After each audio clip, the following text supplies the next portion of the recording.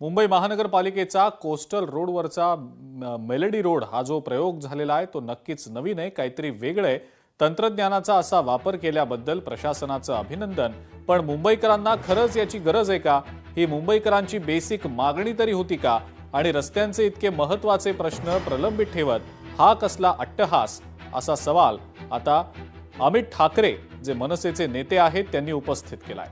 रोजच्या प्रवाशांसाठी हा केवळ गोंगाट ठरणार नाही का?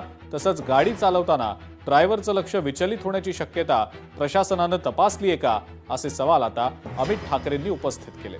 विकास हा व्हायलाच हवा, नवीन प्रयोगही घडायला हवेत, पण आपल्या संस्कृतीची जाण नसेल तर तो विकास अपूर्ण आहे, असं अमित ठाकरे म्हणतात।